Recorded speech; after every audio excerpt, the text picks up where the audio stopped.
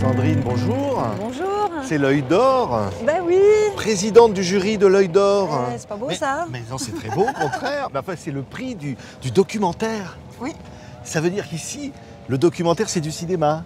Sous une autre forme, mais c'est du cinéma. Ce que je trouve bien, c'est que cette sélection maintenant fait partie de Cannes, même si pour l'instant elle est encore un tout petit peu à côté, dans le sens où la remise du prix ne sera pas à la soirée de clôture, mais la veille. Mais en tout cas, ce qui est sûr, c'est que c'est un prix qui prend de l'ampleur. Voilà, c'est la 3e édition et c'était important que le documentaire soit à Cannes. Ouais. Pourquoi ça vous touche tant, vous, Sandrine?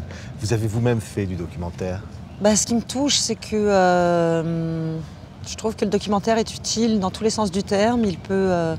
On parlait de ça avec les membres du jury, on se disait, est-ce que le documentaire peut changer les choses, changer le monde? Bon, changer le monde, faut pas rêver complètement non plus, mais je pense qu'il peut contribuer, en tout cas, à ouvrir les esprits, à chahuter certaines choses, ou politiquement, ou socialement.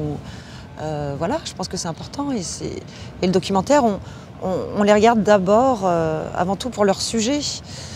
Bien sûr, la forme est importante, mais moi, quand je vais voir un documentaire, c'est que je me dis, voilà, ça traite de ça, j'ai absolument envie de...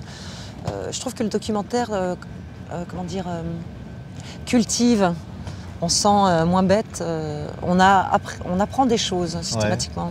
Ouais. Un documentaire sur Jacques Higelin, ça s'appelait « Ce que le temps a donné à l'homme ». Ouais. C'est ça, c'est étonnant d'ailleurs comme titre.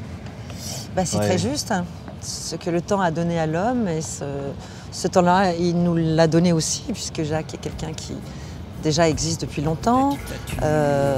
C'est pas quelqu'un de radin dans son temps.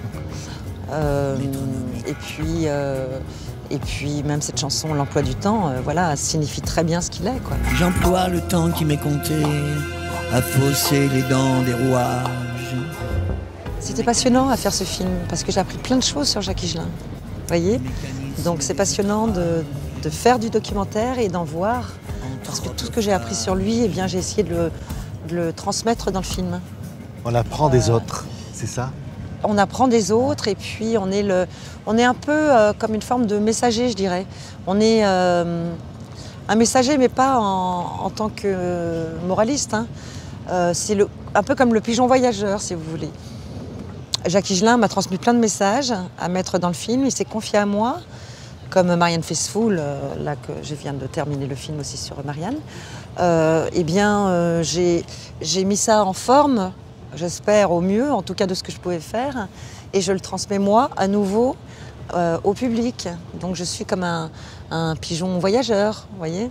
Je suis comme un témoin d'un bout de vie avec eux. Merci beaucoup, Sandrine. De rien. Merci beaucoup, présidente de l'Œil d'Or, ici à Cannes. Merci. De la chorale des hémisphères.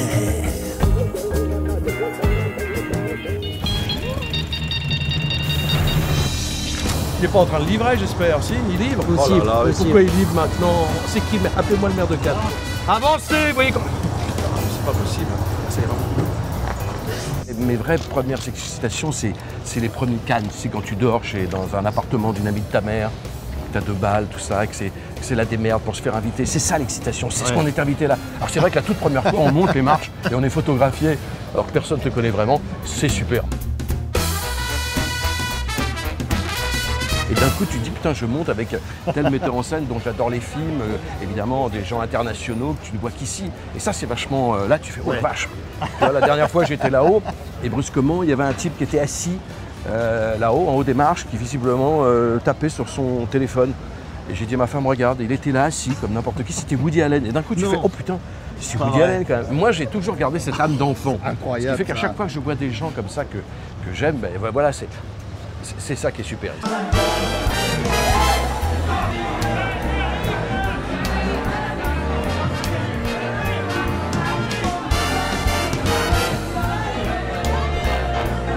Moi, j'ai la chance d'être très ami avec Jean-Paul Belmondo, qui est une star. Voilà. Jean-Paul, il faut voir comment il est avec son public. Il est à l'image de ce qu'il a renvoyé. Il est aussi sympathique dans la vie qu'à l'écran. Et il y a toujours un moment où il signe des autographes. Je ne l'ai jamais vu envoyer chez quelqu'un. Et moi, j'ai grandi avec ces gens-là. J'ai eu un exemple extraordinaire de gens qui sont respectueux du public. Et évidemment qu'on est comme ça, il manquerait plus qu'on morde. Gatineau, c'est pas une femme pour toi. Toi, t'es un guerrier, t'es un chasseur.